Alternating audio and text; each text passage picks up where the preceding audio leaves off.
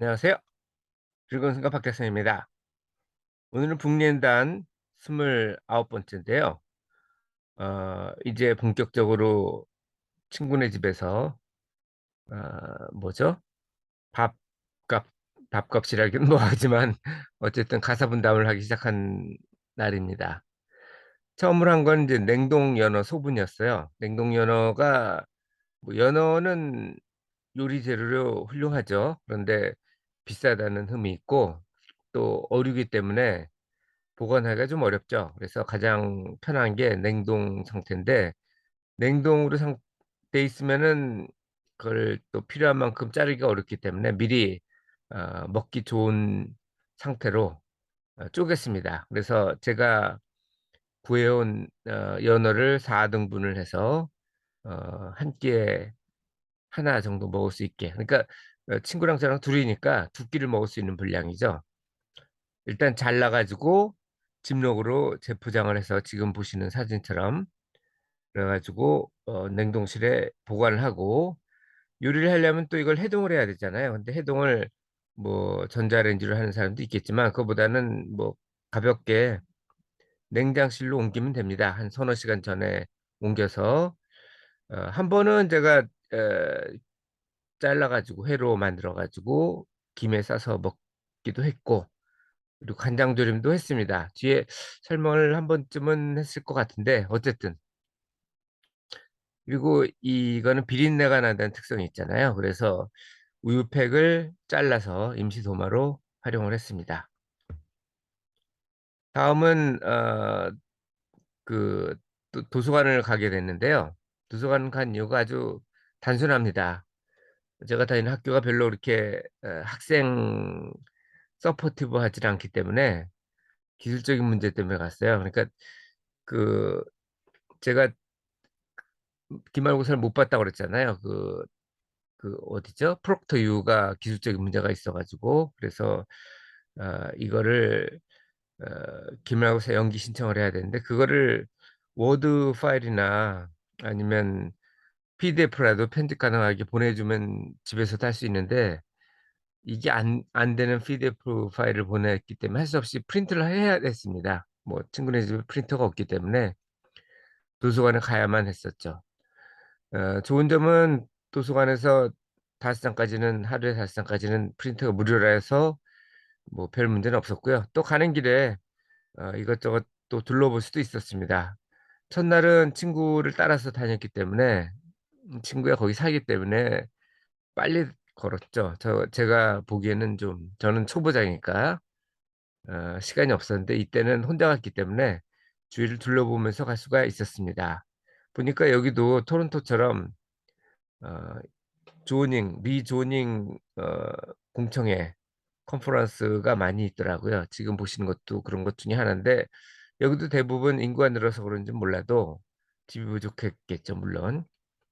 여기저기 그냥 단독주택을 어 여러 사람이 살 수 있는 다세대, 다가구인지 다세대인지 여기는 뭐 그런 구분이 없는 것 같아요. 어쨌든 멀티 패밀리 존으로 바꾼다는 내용들을 많이 봤었습니다. 그리고 항구에 가니까 제 친구가 있는 데는 산 위거든요. 그래서 경치는 좋은데 항구로 내려가니까 또 좋은 점은 인근 섬으로, 그러니까 이거는 본토로 가는 게 아니고요.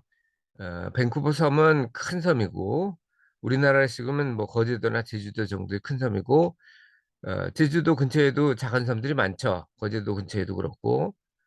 그런 작은 섬으로 가는 페리가 있더라고요. 그래서 매시간 운항을 하는데 거리는 멀지 않습니다. 10분 정도. 앞에 바로 보이는 게 이게 본토가 아니고 섬이에요. 근데 가격이 상당히 비싸더라고요. 제가 뉴펀드랜드에서 어 워크 어 워크텀을 할 때는 5불 정도였는데 여기는 거의 뭐 더블이더라고요. 뭐 주정부에서 보조하는 그 값이 좀 달라서 그럴 거라고 생각을 합니다. 그리고 또 하나 본 거는 가는 길에 해변을 쭉 봤거든요. 그랬더니 지진이 나면은 댐이 터질 수도 있으니까 높은 곳으로 대피하라는 내용이 있었습니다. 여기가 뭐 아시겠지만 밴쿠버가 환태평양 열대 화산대 지역이잖아요. 그러다 보니까 화산 폭발이 있을 수도 있고, 화산 폭발이 있으면 당연히 지진이 있을 수 있겠죠. 그리고 해일도 올 수 있고, 해저에서 화산이 폭발하면 해일이 올 거고, 그 에너지가 오니까. 아니면 그 이 어디죠? 육지에서 화산이 폭발하면 지진이 올 수 있는데, 그러면 여기도 댐이 있거든요. 댐은 주립공원으로 돼 있긴 한데, 나중에 한번 소개를 할 겁니다. 친구의 친구가 차가 있었거든요. 그래서 같이 갔는데, 뭐 자전거로 가야 되나 했는데, 뭐 차를 제공해 주니까 당연히 빨리 갔죠. 그런데 높은 곳에 댐이 있었습니다. 근데 그 지진이 발생하면 댐이 파괴가 될 가능성도 있기 때문에 일시에 물이 늘어날 수 있겠죠. 그러면 물살에 그 바다로 떠밀려 내려가면은 상당히 위험하죠. 그래서 여기서 레코멘드 한 거는 최소 5m 이상 높은 곳으로 가라.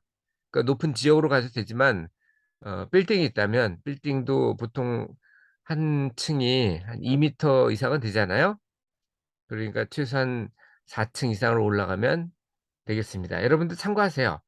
그쪽이 지진 위험이 있다면, 특히 일본 같은 데 여행을 가는 경우는 그런 주의사항을 미리 알고 있어야 될 겁니다. 일본 높은 데가 많으니까 어, 사실 많지는 않습니다. 그 지진 때문에 높게 짓지를 않거든요. 어쨌든 일본도 이제 다음 달 11일부터 무비자 여행을 한다니 갈 일이 있을지도 모르겠습니다.